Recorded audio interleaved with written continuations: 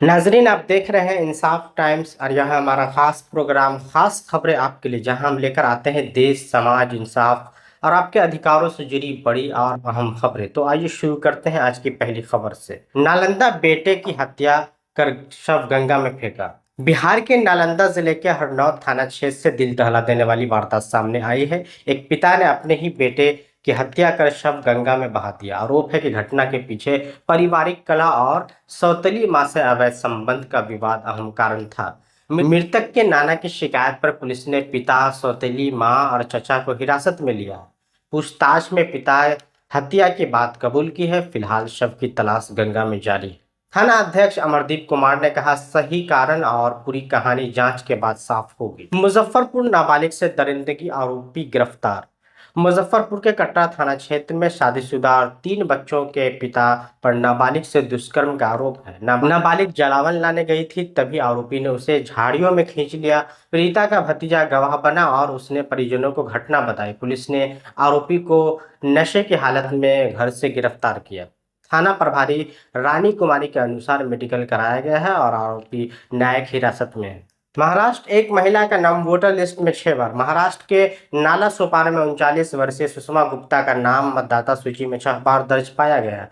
हर बार अलग EPIC number के साथ। ऑल्ट न्यूज की रिपोर्ट और CHRI की जांच में यह खुलासा हुआ है। चौंकाने वाली बात यह है कि इनमें से एक एंट्री में उनका नाम गुप्ता लिखा गया है। विपक्ष नेता राहुल गांधी ने भी मतदाता सूची में गड़बड़ियों पर सवाल उठाए हैं। विशेषज्ञों का कहना है कि चुनाव आयोग को इस बार जवाब देना होगा कि इतनी बड़ी चूक कैसे हुई। बिहार, झारखंड, हरियाणा, पूर्वोत्तर में ईडी की छापेमारी। अवैध शराब तस्करी और आय से अधिक संपत्ति के मामले में ईडी ने बिहार समेत 4 राज्यों में 7 ठिकानों पर छापे मारे। मुजफ्फरपुर में राष्ट्रपति से सम्मानित मुखिया बबीता देवी के घर भी कार्रवाई हुई। ईडी का निशाना शराब माफिया सुनील भारद्वाज का नेटवर्क था, जिसके 9.31 करोड़ की संपत्तियां पहले ही अटैच हो चुकी हैं। ईडी सूत्रों के मुताबिक बिहार में मद्य निषेध के बावजूद यह गिरोह सक्रिय था और राज्य के भीतर बाहर तस्करी करता था। छत्तीसगढ़, धर्मांतरण विवाद में 8 परिवारों की पिटाई। कांकेर जिले के हवाचुर गांव में धर्मांतरित परिवारों के 36 लोगों को ढूंढ ढूंढ कर पीटा गया। पीड़ितों का आरोप है कि चर्च से लौटने के बाद ग्रामीण ने महिला समेत सभी को लाठियों से मारा। कई लोग गंभीर रूप से घायल हैं और जिला अस्पताल में भर्ती हैं। राष्ट्रीय कृष्ण मोर्चा ने कार्रवाई की मांग की, जबकि पुलिस का कहना है कि दोनों पक्ष के विवाद की जांच की जा रही है और दोषियों पर कार्रवाई होगी। गया में नक्सली मास्टरमाइंड गिरफ्तार। बिहार के गया जिले में सुरक्षा बलों को बड़ी सफलता मिली है। 2018 में कोबरा 205 और CRPF 159 बटालियन पर ताबड़तोड़ फायरिंग और लैंड माइन हमले का मास्टरमाइंड सुरेंद्र कुमार को संताहा गांव से दबोच लिया गया है। 8 साल से फरार यह कुख्यात नक्सली छकरबंधा थाना में कई गंभीर मामलों में वांछित था। गिरफ्तारी SSB और पुलिस की संयुक्त कार्रवाई में हुई है। बिहार में 60 लाख उपभोक्ताओं का बिजली बिल जीरो। नीतीश सरकार के 125 यूनिट फ्री बिजली योजना का असर अब दिखने लगा है। पूरे बिहार में 80 लाख उपभोक्ताओं में से 60 लाख का इस बार बिजली बिल शून्य आया है। पूर्णिया में 2.5 लाख उपभोक्ताओं को जीरो बिल मिला। मुख्यमंत्री नीतीश कुमार ने इसे ऐतिहासिक कदम बताते हुए कहा, अब छत पर सोलर सिस्टम लगेगा तो और फायदा हो। मुजफ्फरपुर मेयर को इसी का नोटिस।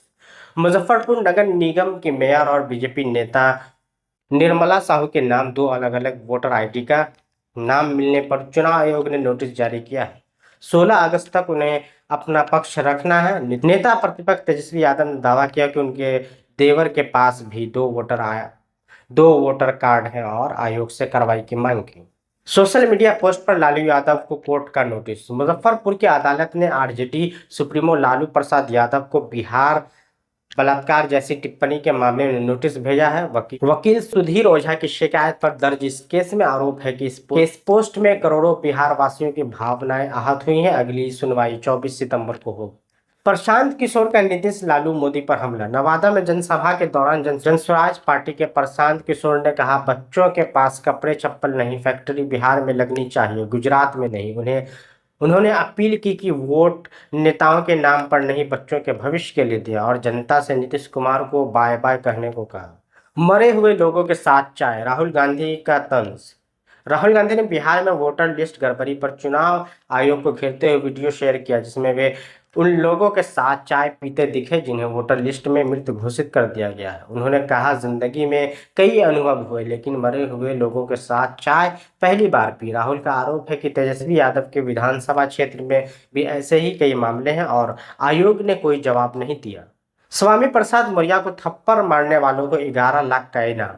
उत्तर प्रदेश के रायबरेली में पूर्व मंत्री स्वामी प्रसाद मौर्य को थप्पड़ मारने वाले रोहित द्विवेदी को स्वर्ण आर्मी ने 11 लाख रुपए का चेक दिया है। संगठन के आशीष तिवारी ने यह भी घोषणा कर दी है कि सनातन के खिलाफ बोलने वालों को जूता मारने पर 21 लाख रुपए इनाम मिलेगा। तिवारी ने कहा कि वे अपने धर्म पर टिप्पणी बर्दाश्त नहीं करेंगे और खुली चुनौती दी कि वे विरोधियों को समझाने के हर तरीके अपनाएंगे। 70 रुपए के विवाद में दलित युवक की हत्या, 2 दोषियों को उम्र कैद। अलीगढ़ की SC/ST कोर्ट ने मनोज जाटव हत्या मामले में 2 सगे भाइयों को उम्र कैद और 55,000 जुर्माने की सजा सुनाई है। मामला 2020 का है, जब 70 रुपए की रकम को लेकर विवाद हुआ और आरोपियों ने घर जाकर मनोज पर हमला कर उसकी हत्या कर दी थी। 4 आरोपी सबूतों के अभाव में बरी हो गए हैं, लेकिन 2 को दोषी ठहराकर जेल भेज दिया गया है। बोधगया मंदिर एक्ट पर पूर्व जज का बयान, फैसले पर संशय। इंडियन दलित फोरम के संस्थापक और पूर्व जज संजीव कुमार ने बोधगया मंदिर एक्ट 1949 को चुनौती देने वाली याचिका पर सुप्रीम कोर्ट के फैसले को लेकर कहा कि राजनीतिक समर्थन की कमी से बौद्ध समुदाय के पक्ष में फैसला आना मुश्किल है। उन्होंने एक्ट को ऐतिहासिक और कानूनी रूप से अवैध बताते हुए कहा कि याचिकाकर्ताओं को संवैधानिक उल्लंघन साबित करना होगा। यह मामला 30 अक्टूबर को अंतिम सुनवाई के लिए तय है, जबकि महाबोधि महावीर मुक्ति आंदोलन के तहत भिक्षुओं का जश्न 185 दिन से जारी है। राखी के दिन भाई ने किया बलात्कार और हत्या। उत्तर प्रदेश के औरैया में रक्षाबंधन पर 14 वर्षीय किशोरी के साथ उसके 33 वर्षीय चचेरे भाई ने बलात्कार कर हत्या कर दी। आरोपी ने नशे की हालत में वारदात को अंजाम देने के बाद सुसाइड का रूप देने की कोशिश की, लेकिन पोस्टमार्टम में सच्चाई सामने आ गई है। पुलिस ने आरोपी को गिरफ्तार कर लिया है। 15 अगस्त को मीट शॉप और स्लॉटर हाउस बंद, कई शहरों में आदेश। नागपुर, मालेगांव और छत्रपति संभाजीनगर नगर निगम ने स्वतंत्रता दिवस और जन्माष्टमी पर सभी मीट शॉप और स्लॉटर हाउस बंद करने का आदेश जारी किया है। अधिकारियों का कहना है कि यह कदम धार्मिक श्रद्धा और सामुदायिक संवेदनशील बनाए रखने के लिए उठाया गया है। मालेगांव में 20 और 27 अगस्त को भी बंदी रहेगी। राजस्थान में जासूसी के आरोप में गिरफ्तार। राजस्थान पुलिस CID ने महेंद्र प्रसाद को पाकिस्तानी खुफिया एजेंसी के लिए जासूसी करने के आरोप में गिरफ्तार किया। आरोपी DRDO गेस्ट हाउस में मैनेजर था और सोशल मीडिया के जरिए पाक हैंडलर को संवेदनशील जानकारी भेज रहा था। कई एजेंसियों की पूछताछ में यह आरोप पुख्ता हुआ है। मीट बैन पर असदुद्दीन ओवैसी का सख्त बयान। हैदराबाद के सांसद और AIMIM प्रमुख असदुद्दीन ओवैसी ने देश भर में और खासकर ग्रेटर हैदराबाद म्युनिसिपल कॉरपोरेशन द्वारा 15 अगस्त यानी स्वतंत्रता दिवस पर स्लॉटर हाउस और मीट की दुकानों को बंद रखने के आदेश पर सख्त एतराज जताया। ओवैसी ने सोशल मीडिया पर इसे निर्दयी और असंवैधानिक बताते हुए सवाल किया कि आज़ादी के जश्न का मीट खाने या न खाने से क्या लेना देना। उन्होंने कहा, तेलंगाना की 99% आबादी मांस खाती है और ऐसे बैन लोगों की आज़ादी, निजता, रोजगार, संस्कृति, पोषण और धर्म के अधिकार का उल्लंघन है।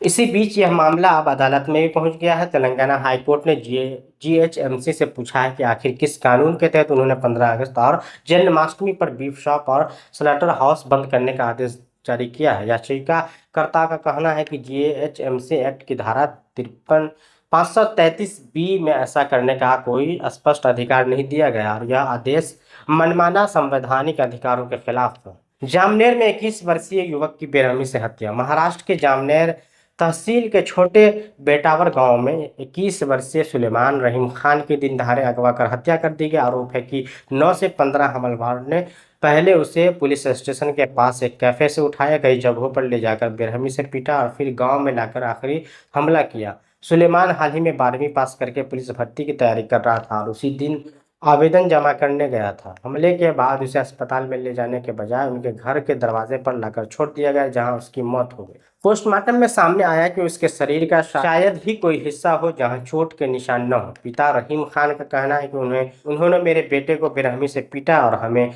मेरी पत्नी, बेटी और मुझे भी मारा जब हमने उसे बचाने की कोशिश की। यह मामला अब पुलिस जांच के अधीन है और परिवार ने दोषियों को सख्त से सख्त सजा की मांग की है। कुपवारा में बीजेपी का अनोखा प्रदर्शन। जम्मू कश्मीर के कुपवारा में बीजेपी कार्यकर्ताओं ने वरिष्ठ नेता जावेद कुरैशी के नेतृत्व में एक अनोखा प्रदर्शन किया। उन्होंने मनोज सिन्हा की तस्वीर पर 50 लीटर से ज्यादा दूध उड़ेलते हुए उन्हें कश्मीर का मसीहा बताया। हालांकि इस प्रदर्शन के पीछे का राजनीतिक संदेश साफ है, लेकिन इसकी चर्चा सोशल मीडिया और स्थानीय राजनीति में जोरों पर है। तो नाजरीन, आज की इन खास खबरों से एक बात साफ है कि चाहे मामला अपराध का हो, प्रशासनिक लापरवाही का हो या फिर सांप्रदायिक तनाव का, सच सामने लाना और इंसाफ की मांग करना जरूरी है। हम आपको इन सभी मामलों की हर अपडेट देते रहेंगे। देखते रहिए इंसाफ टाइम्स।